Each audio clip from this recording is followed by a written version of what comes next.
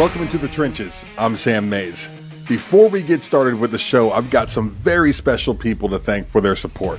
Lock Supply, Euros Health, MidFirst Bank, Oklahoma Ford Dealers, the National Cowboy and Western Heritage Museum, and FireLakeJobs.com.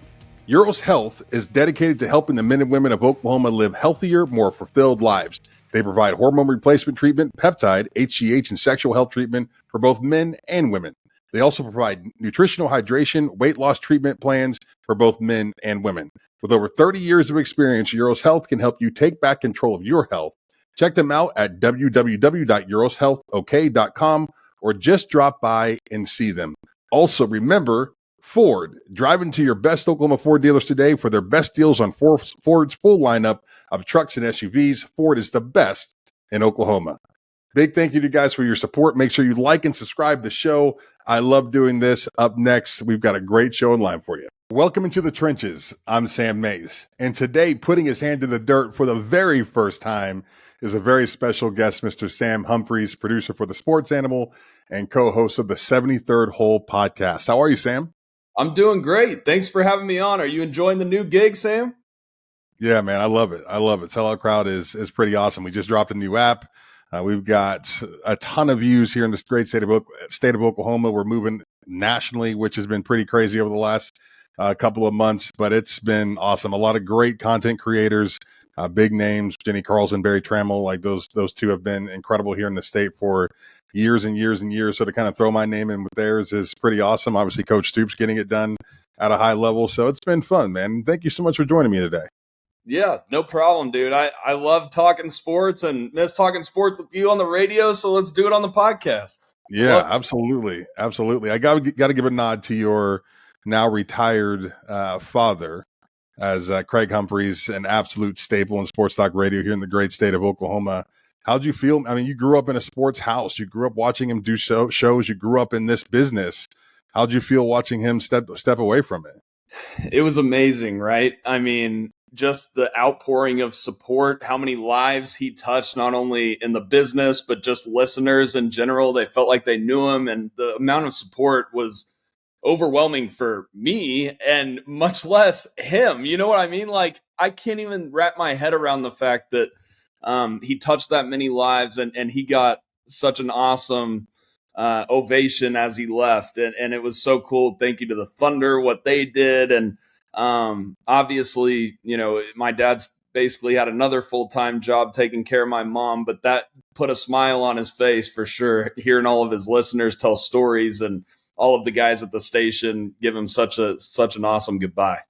Yeah, I've had a ton of mentors here in the state, you know, from guys like Tom Dorado and, you know, Jim Traber and Allen, but your father is an icon, and the way that he did it was just perfect, right? This mix of old school, but I think he walked into the new age pretty seamlessly, and I will definitely miss him on my morning drives, man. So you make sure you tell him that I said he will be missed, and I tell him I said thank you, right, for all the years of entertainment and the leadership, and it was pretty cool to, you know, play a small part in his, like, to say I was on air with Craig Humphreys is pretty cool to me. So very, very cool. And look, you've got a bright future, right? You're doing some great things with the Sports Animal now. I very much enjoy your takes. And as I watched Baker Mayfield beat Jalen Hurts last night in a playoff game, I'm sitting there thinking, man, who can I call to just roll around in this awesomeness?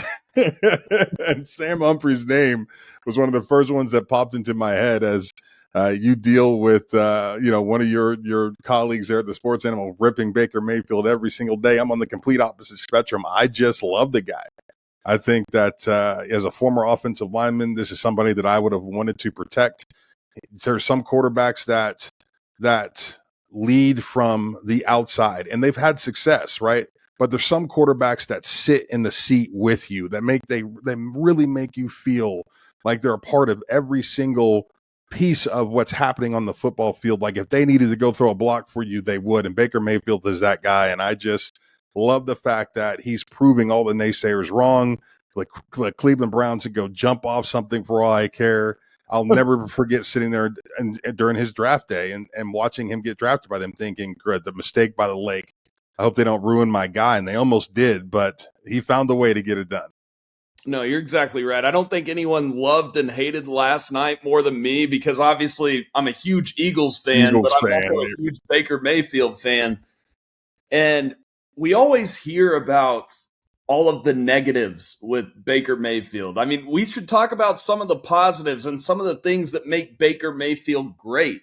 And number one, to me, you start with how he galvanizes a locker room. He makes people believe not only in Baker, but not just people. He makes fans and his teammates believe in themselves. And you know, when we talk about it, the thing that really makes him great to me is the fact that he's not scared of the moment. He's an overachiever. He's the anti Dak Prescott, right? He is the guy that is going to make the most out of every single situation that he's in.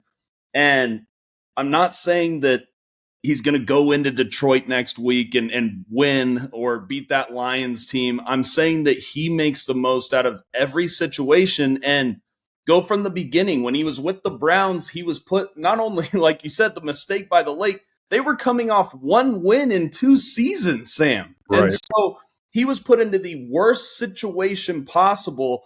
8 head coaches in 6 years. Unbelievable that he navigated his way through that.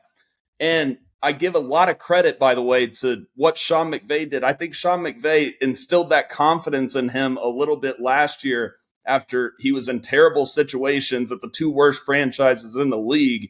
And then Tampa Bay takes a flyer on him.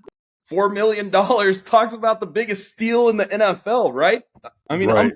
Crazy. unbelievable.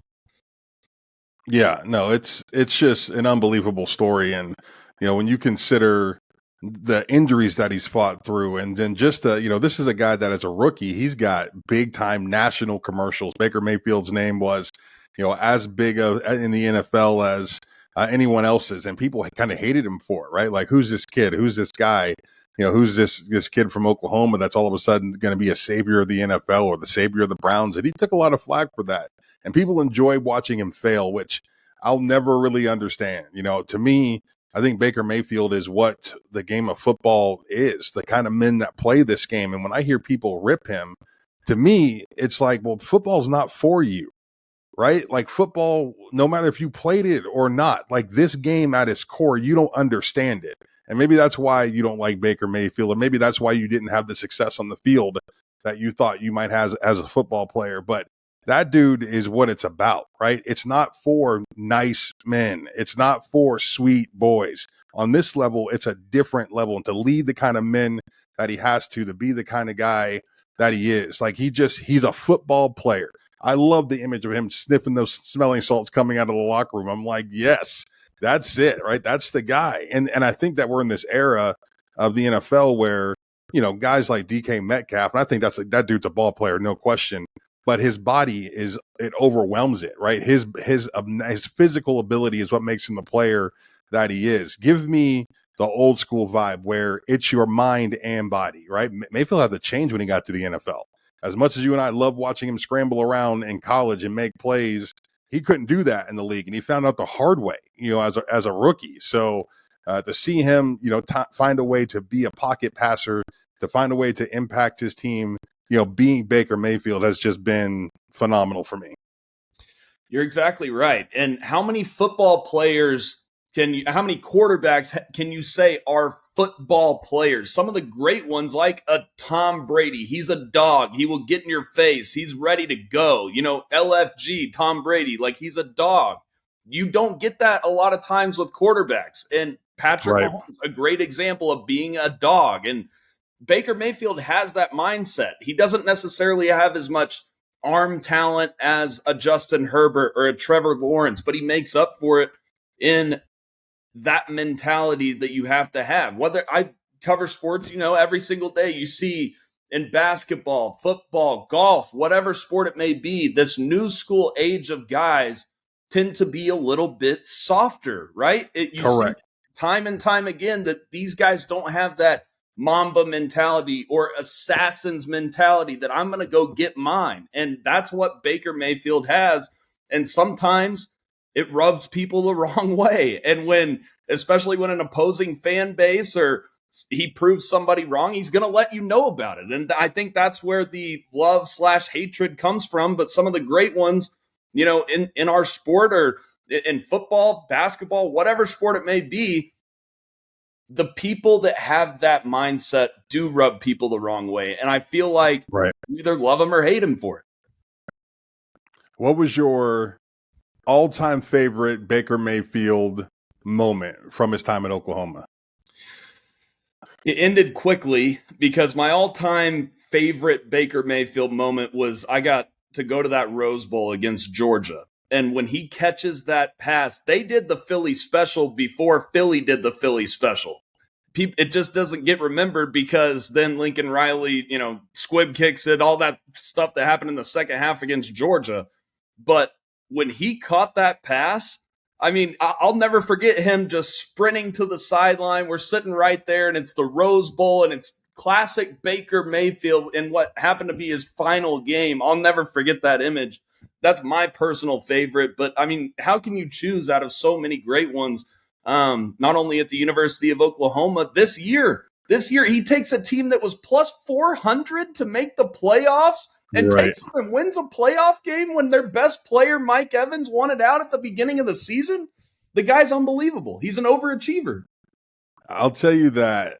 So my favorite moment from Baker Mayfield might be one of my worst moments as an Ohioan, right? Okay. So I'm in Columbus, and I grew up a diehard Ohio State fan. The plan was for me to go to Ohio State until John Cooper looked at me and Anthony Munoz's son and said he had nothing but grant money for us. Like, that was the plan.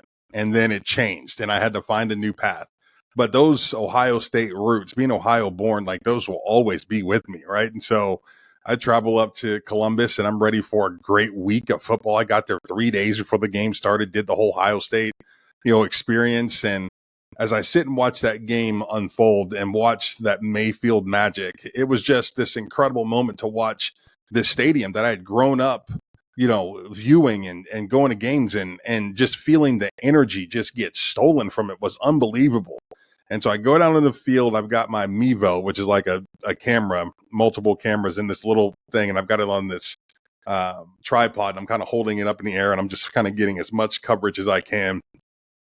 And I watch Mayfield go around the edge, and I watch him grab the flag, and I'm telling you, Sam, in my heart, I said, oh, no. Oh, no, he is not going to do what I think he's going to do. And when he ran around the edges and then he took the field, I thought, this is it. This is going to be a moment that kills me. And he planted that flag at Ohio Stadium. And I thought, well, now he's not going to be able to get to the bus. I was just waiting for the Ohioans to come out of the stands once he did that. But, I think, real recognizes real. And I think that there was a lot of respect for, the one thing I will say about when he got drafted to the Browns was he's an Ohio kid, even though he's from Texas, like, he's got that vibe, right? Too short, too small. He's pale 365 days a year, even when he's in the sun. Like, he looks like he's from Cleveland. Doesn't he? Just kind of got that moxie to him. He does. And so I figured that Ohioans would love him. They did in the beginning, and then it started falling apart. But I think that there was a lot of respect from the Ohio State fans in that moment. But, yeah, that was one of my favorite moments from Mayfield and one of my worst moments as a sports fan, watching him plant that flag there in Ohio Stadium. I'll say the second one was the crotch grab. I don't care. I'll admit it. I loved every second of that. Loved every second of it. What do you think he's going to do this weekend? It's tough because that place is going to be absolutely rocking. It was obviously the first home playoff game this past weekend in over 30 years. Crazy. I do think Detroit's a little too much for the Bucs, but at the same time, they got some things going. Now, as an Eagles fan, Baker Mayfield played a great game, but he kept it simple. He didn't turn the ball over, but a lot of the big plays that they hit were simple little slant routes, out routes, and those guys, I don't even know if they would have gotten tackle play in two touch. I mean, that's how soft that Eagles secondary was in that game. And maybe you, Sam, can tell me where that defensive line went, because I have no idea with all that talent as far as the Eagles defense goes. I don't know what Sean Desai was doing, and then I don't know what Matt Patricia was doing. We haven't even gotten to Brian Johnson in that offense yet. But my point is, Baker played a great game, but it was against, over the last 7 weeks, the worst defense in the NFL. So he's going to have to play just as good of a game that he played, if not better, if they want to have a chance to beat that Browns team, because we saw how good that Rams offense was, and Detroit just outscored him by a point. Yeah, you know what? I'll say this. I think I'm with you in regards to Detroit just as a total package, probably the better football team. I don't think that's necessarily something that a whole lot of people would argue. But I will say that the Bucks seem to just kind of drag it down in the mud enough, right, to make it difficult on the other team. And if it comes down to a quarterback battle, I think Goff probably the more prototypical talented kid, you know, probably a little bit of a better arm. But as far as just like the will to win, like if you told me there's 6 minutes to go in the fourth quarter of this game and it's tied up and both offenses are going to get a drive, I'm betting on Mayfield in that moment every time, just because he can't help himself, right? He just can't help himself but be great when he needs to be great. And so my what I hope is to see another physical matchup. You got to love the playoffs. I typically, you know, to me, the NBA is a sham basically until you get to about April or so. Luckily, here in Oklahoma City, we have a team that just wants to play ball, and they play ball every single night, which is amazing for us. But the rest of that league, you really don't see a ramp up to, I feel like, you know, everybody's A game until you get into March, right? Get early April. In the NFL, you can't help yourself but go hard or you'll get hurt. But then there really has been, I would say in the last 5 years, you can even see the difference from the regular season to the playoff. These dudes are playing some football. They are hitting each other. It is physical. It is nasty. It is fast. And you can just see, you know, in that moment come playoff time where, you know, bonuses don't matter, right? When every little kid gets so close to that moment where they were in the backyard lifting up whatever rock or stick or whatever they had, pretending it was the Lombardi trophy, you can see it in this game in the playoffs when those kids take that. I don't care about the money at this point. Let's go get a championship. And I just feel like these two teams, Detroit, Tampa Bay, the way that they play the game, the way that Tampa Bay's rose to this occasion, this game is just going to be epic on Saturday. And the other thing that the Bucks did in that game was they totally prevented Philadelphia from running the ball whatsoever. Can they do that against Detroit, who obviously have a little bit better running game than Philly has had, which is non-existent over the last 7 weeks? But they need to do that. And then the other thing I would ask you about as an offensive lineman, I mean, it seemed like Jalen Hurts really had trouble with that blitz. It's like the Bucks don't disguise anything. They're like, we're coming after you, and they were still getting to Hurts. I mean, what are your thoughts on that? To me, Hurts, the situation is more mental, because you're 100% right. The Bucks aren't trying to hide it. They're like, we're going to line up and go. And they got some dudes that can run. They got some guys that are aggressive. And I wouldn't say that's probably an easy defense to block by any means. But to me, it just looks like Jalen Hurts mentally had a moment some point in the last 5 or 6 games where he's just was broken. And I think when you talk about a player as mentally tough as that, that's uncharted territory. You know, like some of these, and I don't think Jalen Hurts is fragile by any means, but every man has a moment where they start to doubt themselves, you know, and you sometimes you just don't know how to react to it. And I feel like guys like Jalen Hurts and guys like, you know, Kyler Murray is another one where it's like, think about how much they won in their life and how much it depended on just their success, their will to win. We saw Hurts do it at 2 different universities. We've seen him take Philly from what they were to a real contender year in, year out, like that will that he has. And then all of a sudden, you know, your teammates aren't necessarily being great to you. Like that leadership that we've all known him to have has been questioned a little bit. Somebody calling him names on the sidelines, which I would have. Let me tell you something right now. There's no quarterback in my life that I block for that I'm going to let get called any kind of name by anybody on my team. Like that's something like that just shows you how messed up that locker room is. For real. Like there's a real problem in Philly when QB1 is getting chastised to the point where he's being called names in the locker room. That's crazy. This is the same thing that happened to Andrew Luck. Like no one wanted to talk about how Andrew Luck was coming off the sidelines in Indy, raising his hands for high fives, and no one was high fiving him back. And the first time I saw it was like early in the season. I'm like, yo, something is wrong. Right. And then Luck a year later was like, I'm done. He could never get it back. Whatever happened, whatever got thrown out there or exposed, or whatever you want to call it, it ruined them. So, I hope that I truly hope that Jalen Hurts can figure it out and that team can figure it out. But this seems like it's more than just a football problem for the Eagles, because who they are, their identity, what they do is too blue collar and it's too nasty and it's too predicated on just beating somebody's ass. You know what I mean? So it's like you don't lose that shit travels, right? Mm-hmm. That stuff doesn't, this is not a Rams 5 wide spread offense where on the right day and they're just a little bit off, it falls apart. This is the Philadelphia freaking Eagles. They're going to hit you and block you and just beat you down mentally and physically to find a way to win. And I just don't understand what happened to that mentality. They get to 10 and all of a sudden it just falls apart. So it's back crazy. Back to Baker. He has that personality that, like I said earlier, is going to galvanize a locker room. The image that's sticking in my head when you're talking about Hurts being a broken man is Goddard, of all people, who doesn't really go off like that, screaming at Jalen Hurts, and he's not responding whatsoever. Right. You don't see that happening on Baker Mayfield teams. Right. You're 100% right. Sam, I could do this with you all night, but I got to go because we got another guest coming up here on the show. But you nailed this. And what I want to do is get you back here in a couple of weeks so we can just talk a little golf, right? The 73rd Hole podcast is awesome. You do a great job with it. If you haven't listened to it, you can find it anywhere you listen to podcasts. These guys do an awesome job. And let's get you back and talk a little bit about the PGA and the LIV Golf Tour and all that stuff. Let's do it. I appreciate it, Sam. Have a good one, all right? All right, buddy. Thank you so much.